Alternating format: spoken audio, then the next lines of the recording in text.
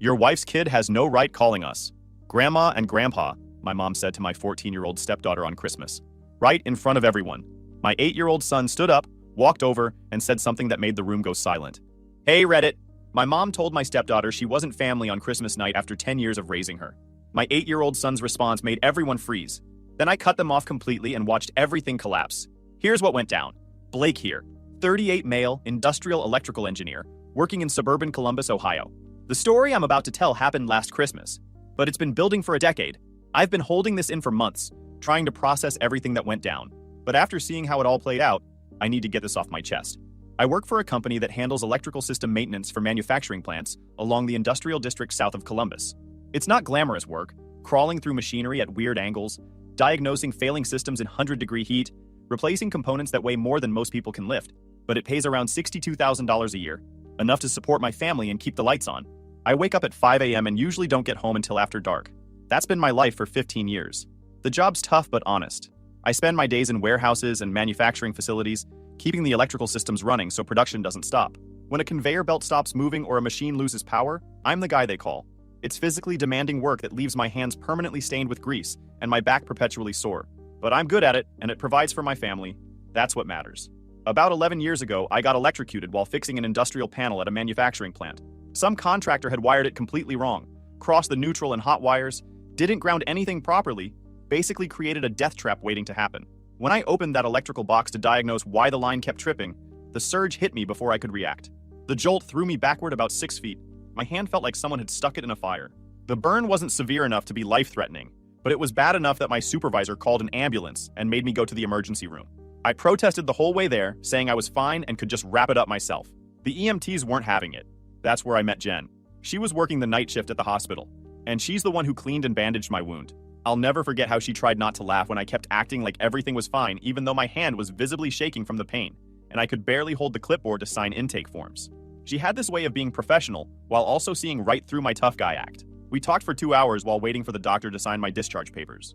Found out she'd been a nurse for about 6 years at that point, had moved to Columbus from a smaller town south of here, and was working nights because the pay differential helped with bills.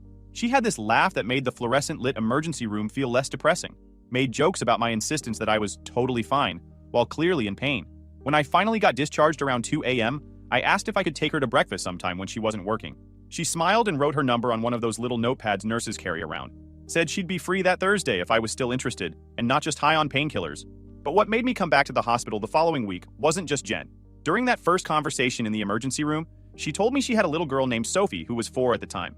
Sophie's biological dad had left when she wasn't even a year old. No explanation, no calls, no child support. Nothing.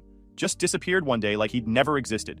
Took his clothes in his car and never looked back. Jen was working and raising her daughter alone, renting a small apartment about 15 minutes from the hospital, working night shifts when she could get them because they paid more, then sleeping while Sophie was at daycare, then picking her up and spending evenings together before starting the whole cycle again.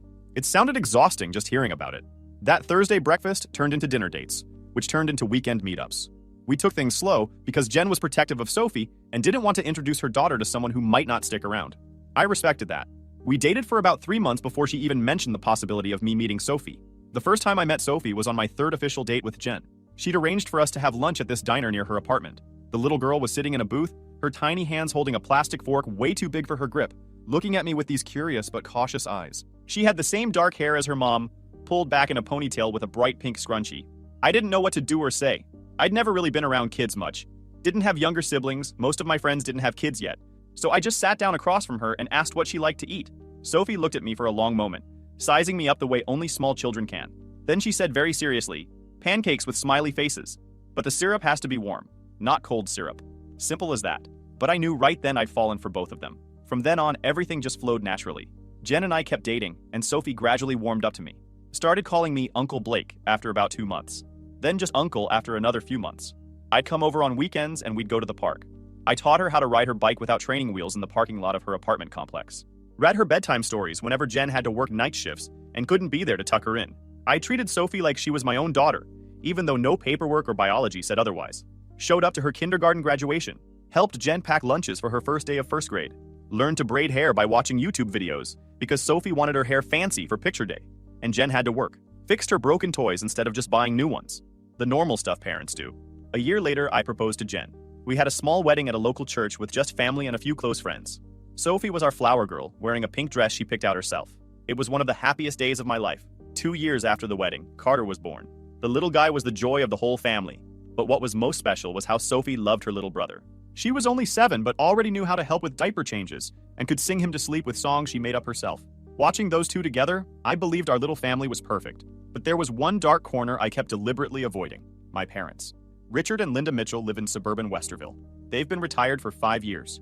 Dad used to be a warehouse manager for a food distribution company. Mom was an accountant for a dental office. Their life was stable, neither rich nor lacking. Standard middle-class retirement. And for 10 years, they never accepted Sophie. They treated her like an outsider. Not hateful or abusive, just indifferent. Like she was a houseguest who'd overstayed her welcome, but was too polite to say anything about it. Sophie was like a shadow at family gatherings. A name mentioned with polite disinterest. A child who always received cheaper gifts while Carter got expensive ones. The pattern started early and never changed. Sophie's first Christmas with us when she was 5 and I just proposed to Jen, my parents got her a coloring book from the dollar store. Meanwhile, my nephew got a remote control car. When Sophie turned 6, they forgot her birthday entirely. Didn't call, didn't send a card, nothing. When I mentioned it to my mom, she said, "Oh, I thought Jen was handling that since she's the mother." Sophie's elementary school graduation? My parents didn't come. Said they had a golf outing they couldn't cancel, but they'd rearranged their entire schedule the month before to attend my brother Kyle's girlfriend's baby shower. When Sophie started middle school and made honor roll her first semester, I sent the school photo to my parents, showing her holding the certificate. My mom texted back, "That's nice," and immediately changed the subject to ask when Carter's next football game was. Every family dinner, every holiday gathering, every casual visit, the pattern was always the same. Mom would fuss over Carter, asking about his day, his friends, his homework, his hobbies. Dad would ruffle Carter's hair and tell him stories about when he was young. Meanwhile, Sophie would sit there trying to contribute to conversations, only to be met with polite nods before the topic shifted back to Carter. The gift disparity got worse as the kids got older. For Sophie's 10th birthday, my parents gave her a used book they'd clearly picked up at a yard sale. Still had someone else's name written inside the cover. For Carter's 7th birthday that same year, he got a new bicycle. When Sophie needed supplies for a school project, my parents said they couldn't help because money was tight, but they had no problem buying Carter a brand new football helmet and cleats the following week. I saw it all. I knew it all. But I kept telling myself that time would change everything, that my parents just needed more time to open their hearts. I was wrong. Time didn't change anything. It just let everything build up until it exploded. Last Christmas night, everything I'd tried to hold together for 10 years completely collapsed in just a few minutes. I'd been through nearly 10 Christmases with Sophie, bringing her to my parents' house dozens of times, watching her stay quiet and try to fit in. But I'd never felt as ashamed as I did last Christmas, when my parents acted like she was just some stranger who'd wandered into their party by mistake. My parents' house was decorated just as it was every year. The old plastic Christmas tree they bought from a store that closed 15 years ago. Cheap cinnamon candles and 2 piles of gifts under the tree. The size difference was so obvious that anyone could tell which was which. The left pile was 3 times taller than the right one. I didn't need to guess which pile was for whom. The atmosphere in that cramped living room was as fake as the decorations. Mom enthusiastically greeted Carter with a warm hug right at the door, while she just nodded slightly at Sophie like she was a delivery person. Dad sat in his old recliner, eyes glued to the football game on TV, only looking up when Carter ran over to say hi. Meanwhile, Sophie stood in the corner of the room, clutching the paper bag with the gift she'd prepared herself, trying to smile like everything was normal. Jen squeezed my hand, her eyes asking if we should stay. I squeezed back, trying to send the message that everything would be okay. But deep down, I already felt something was wrong. Dinner passed in a tense atmosphere disguised by small talk about weather and gas prices. The meal itself was standard Christmas fare. Ham that was slightly dry, mashed potatoes, green bean casserole, rolls from the store bakery. Everyone sat around the old dining table that barely fit all of us, elbows bumping as people reached for dishes. Mom asked Carter about school, his grades, his teachers, the youth football team he'd just joined. Wanted to know if he was the quarterback yet, if he was making friends, if he needed any new equipment. Carter answered enthusiastically between bites of ham, telling stories about practice and games. My parents hung on every word like he was describing adventures from another planet. Meanwhile, Sophie sat quietly between Jen and me, occasionally getting a polite question thrown her way like, "You're doing well in school, right?" delivered in a tone that made it clear the asker didn't actually care about the answer. Sophie would say yes, she was doing fine, made honor roll again, had joined the debate team. The response was always the same, a quick, "That's good," before the conversation pivoted back to Carter. I watched my brother Kyle spend most of dinner checking his phone and making vague comments about his next big venture that would revolutionize the market. Guy was 33, still living off my parents, and had never held a job longer than 8 months. But they treated his delusional startup dreams like he was the next tech genius. The meal dragged on for over an hour, I kept catching Sophie's eye, trying to send silent messages that we'd leave soon, that this would be over soon. Jen's hand found mine under the table and squeezed tight. We'd had this same Christmas experience for years now, always hoping it would somehow be different, always disappointed when it played out exactly the same way. But the moment I feared most finally came. Gift opening time. Carter was called up first. The little guy eagerly tore off the red wrapping paper, and when he saw the box inside, his eyes lit up. A brand new gaming console with 2 controllers and 3 games. A gift worth at least $400. Dad stood up, patting his grandson's shoulder with evident pride. "I knew you liked gaming," he said, voice warm. "You've been such a good boy this year. You deserve a reward." Then it was Sophie's turn. She walked over to the smaller pile and picked up the only box with her name on it. I looked at the size and already knew what was inside. She carefully unwrapped it, trying to maintain her smile. Inside was a clearance rack sweater from some discount store. Still had the orange sticker showing it was marked down to $12. $12. For a kid who'd spent 2 months teaching herself to knit so she could make my mom a scarf. Mom didn't even look at Sophie when she thanked her. Just gave a tight smile and said, "That's nice, dear." I felt Jen's hand tighten around mine, her nails digging in slightly. I could see the anger building in her eyes. But we'd had this conversation before. Don't make a scene at family gatherings. It'll just make things worse. They'll come around eventually. Except they never did. Sophie sat back down, still holding that cheap sweater, trying so hard to look grateful. Carter, bless his 8-year-old heart, came over and offered to share one of his new games with her. That's when I saw my mom's expression change slightly. Not pleased that her grandchildren were bonding, but annoyed that Carter was giving attention to Sophie. After gifts, Sophie pulled out the package she'd brought, the one she'd been clutching since we arrived. It was wrapped in newspaper and tied with a red ribbon she'd picked from her art supplies. "Grandma, I made this for you," Sophie said quietly, walking over to my mom. Mom took the package with the same expression someone might use when accepting a flyer on the street they plan to throw away immediately. She opened it slowly, revealing a blue knitted scarf. The stitches were uneven. You could tell it was handmade by someone still learning, but it was beautiful in its imperfection. Sophie had spent 2 months working on it, watching YouTube videos, redoing sections that didn't look right. I'd watched her work on it every night after homework, her small fingers struggling with the needles, determined to make something special for the grandmother who'd never shown her an ounce of genuine affection. Mom looked at the scarf for maybe 5 seconds. Then she put it down on the coffee table like it was contaminated. "That's sweet," she said, voice flat. Then she turned to my brother Kyle, who'd just walked in late from wherever he'd been. "Kyle, darling, come sit. Tell us about your new business venture." Sophie's face fell.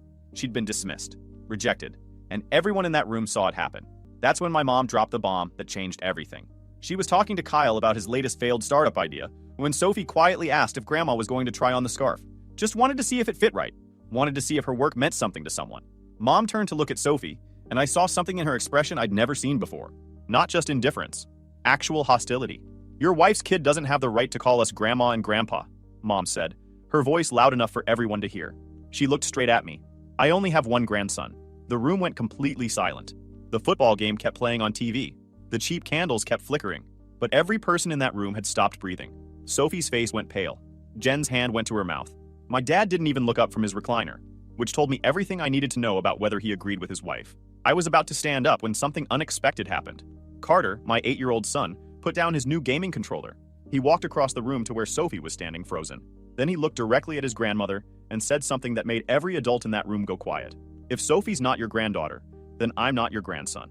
The kid was 8, but he understood something my parents had refused to learn in 10 years.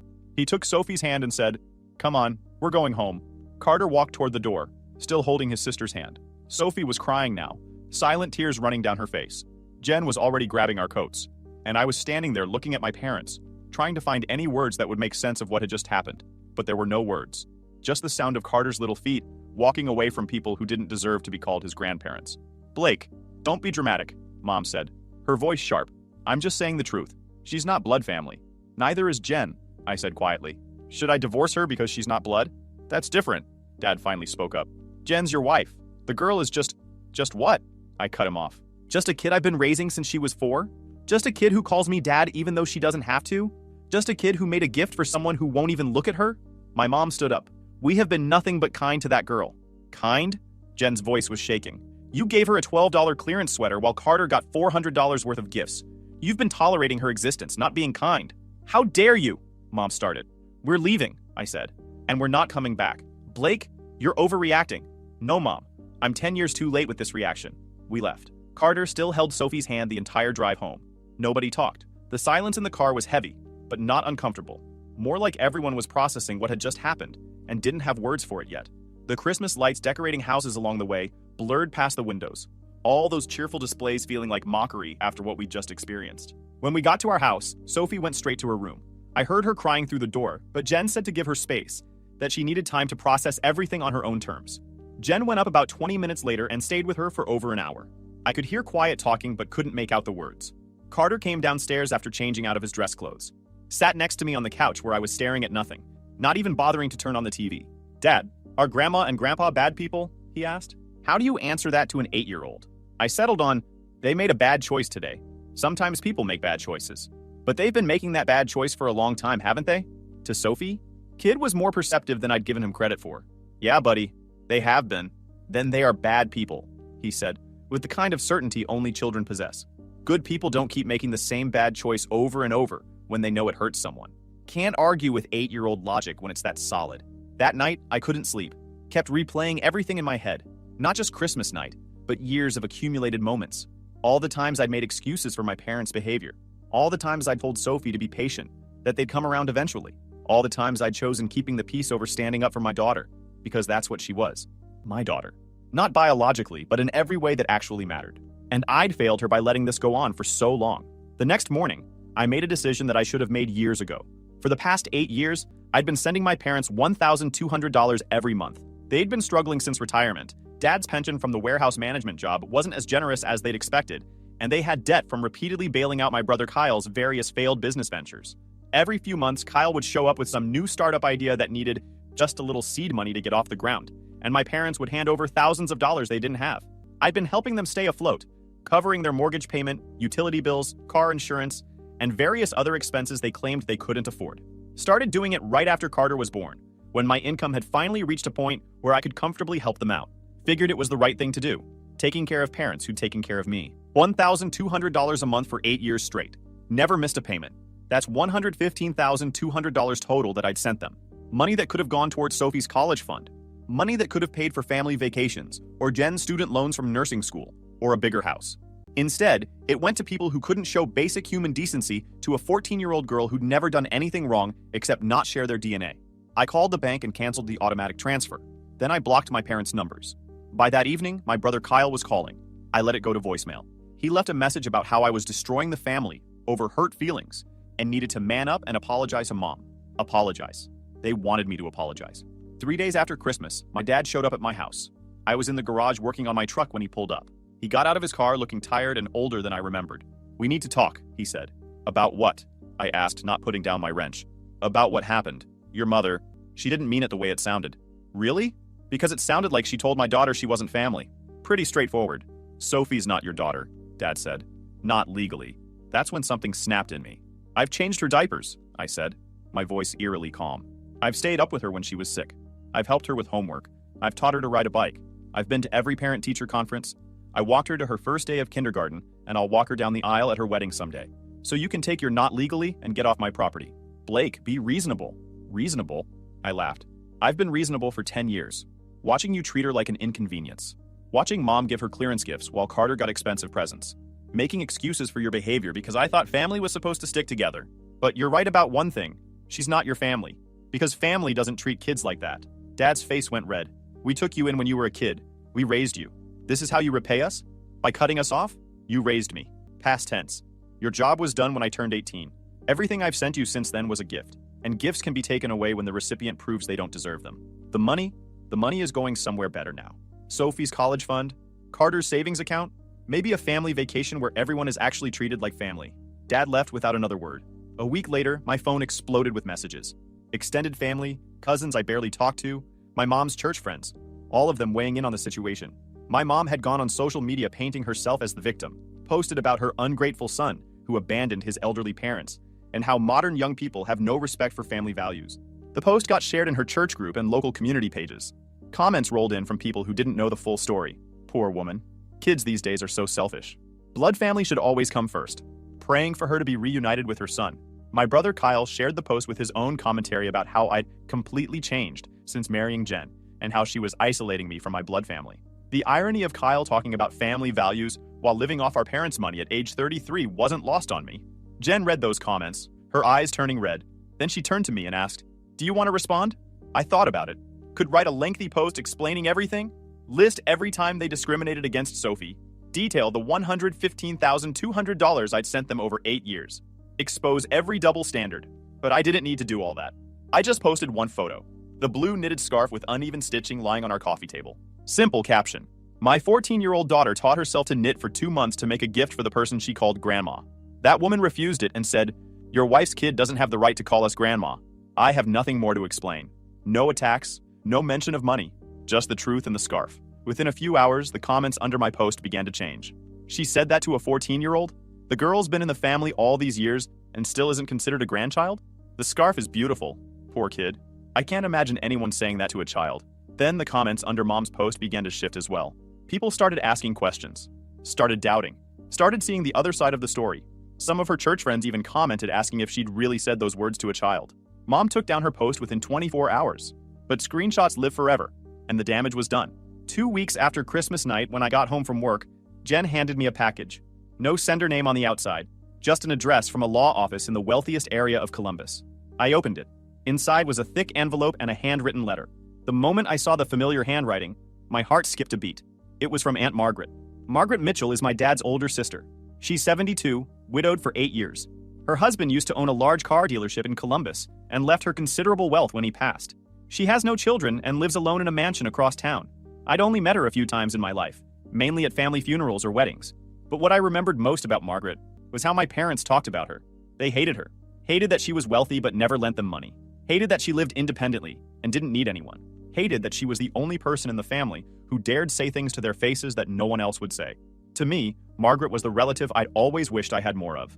Every time I met her, though rare, she always asked about me with genuine concern. She was the only family member who sent a congratulations card when Sophie entered 6th grade, even though she'd only known about Sophie for a few years. I opened the letter, my hands trembling slightly. The first line read, "Blake, I've read everything online. I didn't call because I wanted you to receive this first." I flipped to the thicker envelope and opened it. Inside was a stack of notarized legal documents, a trust fund for Sophie Mitchell Webb and Carter Webb. I continued reading the letter line by line. I met with my lawyer last week. The portion of my estate I had planned to leave to Richard and Kyle will now be placed into a trust fund for your children, both of them, Sophie and Carter. This is my gift to Sophie, my granddaughter. Tell her that she is blood family no matter what anyone says. Look at my life and tell her about it. I don't have children, not because I didn't want them, but because life didn't give me that opportunity. But I understand one thing. Family isn't defined by blood. Family is defined by love and choice. You chose Sophie, and I choose both your children. As for Richard and Linda, I'll just say this. Pride won't feed them in their old age, but that's their choice, not yours. The last line of the letter made my eyes blur. Tell Sophie I'd love to receive that scarf, if she still wants to give it to someone. I promise to wear it every winter. I sat in the living room looking at the letter and legal documents in my hands. Jen came over and sat beside me, not saying anything, just putting her hand on my shoulder. And for the first time since Christmas night, I cried. Not from sadness, but from realizing that amid all this chaos, there was still someone who saw Sophie the way I saw her. Still someone who understood that love doesn't need a birth certificate to prove itself. That evening, when Carter was asleep, I called Sophie down to the living room and told her everything. About Aunt Margaret, about the trust fund, about having someone in this family who truly considered her a real granddaughter. Sophie sat quietly, listening, her eyes gradually turning red. When I finished, she hugged me tight, tighter than she'd ever hugged before. Then she whispered words that made me tear up. Thank you. Not, thank you, Uncle Blake, like that first day we met. Not, thank you, Uncle, like the years after. Just, thank you. Jen came out from the hallway carrying Carter. Turns out the little guy wasn't sleeping but had snuck down to listen. The four of us hugged in the living room. Nobody saying anything more. Just the sound of the clock ticking and the warmth of people who truly belong together. As for my parents and brother, I heard the months after were very difficult for them. The money I'd been sending monthly suddenly disappeared, and debt started piling up. They'd been living beyond their means for years, assuming I'd always be there to bail them out. Without my $1,200 monthly contribution, they couldn't make their mortgage payments. The credit cards they'd been paying minimum balances on started going into collections. The car they'd been leasing got repossessed. Eventually, they had to sell the house in Westerville just to make ends meet. They moved into a small 2-bedroom apartment on the other side of town, the kind of place they would have turned their noses up at a year earlier. Kyle disappeared after hearing about Aunt Margaret's will. Probably went off to find new funding sources for startup dreams that would never come true. Last I heard, he was trying to launch some cryptocurrency thing and living in someone's basement. And that was the price they paid for refusing to love a child for all those years. The $1,200 a month I used to send them? I now use it for better things. Opened a savings account to buy Sophie her first car when she goes to college. Take Jen to the spa once a month because she deserves to rest. Let Carter join the football team he'd been dreaming about. Small things that bring absolute joy to the people I love. A year has passed since that Christmas night. We're living more peacefully than ever. We travel more. We write to Aunt Margaret more often. Last week, she sent us a photo from her trip to Switzerland. In it, she's smiling, wearing the blue knitted scarf with uneven stitches around her neck. Sophie looked at that photo for a long time, then smiled. The first genuine smile since last Christmas night. And I knew the wound in her heart was slowly healing. My parents tried reaching out a few times after they sold the house. Sent messages through relatives, even showed up at my workplace once. They wanted to reconcile, which really meant they wanted the money back. I told them the same thing every time. You made your choice on Christmas night. Live with it. Kyle sent me a message last month saying I was destroying the family and that Mom was devastated. I replied with a screenshot of Mom's text from Christmas night calling Sophie your wife's kid and blocked him. Some extended family still think I went too far, that I should forgive them because they're still your parents and family is family. These are usually people who weren't there that night, who didn't see a 14-year-old girl's face when she was told she wasn't really family, who didn't watch my 8-year-old son stand up for his sister when the adults wouldn't. I don't owe those people an explanation, and I certainly don't owe my parents forgiveness. They had 10 years to treat Sophie like family, 10 Christmases to get it right, 10 years of watching her try so hard to be accepted, and every single time, they chose to show her she wasn't good enough. Well, now they get to experience what it feels like to be excluded, to be on the outside looking in, to watch other people be happy without them. Sophie's doing great now. She's 15, thriving in school, and has a group of real friends who appreciate her. She still talks to Aunt Margaret regularly. They video chat every Sunday afternoon. Margaret's been teaching her about investing and has promised to help with college applications when the time comes. Carter's still the same protective little brother. He tells everyone at school about his awesome sister and gets genuinely confused when people ask if she's his real sister. Of course she's real, he says. She's standing right there. Kid's got his priorities straight. Jen and I are stronger than ever. Cutting off my parents removed a constant source of stress from our marriage. We don't argue about whether to attend family events anymore. Don't stress about what gifts to bring or how to explain my parents' behavior to the kids. We're just living our lives with people who actually want to be part of them.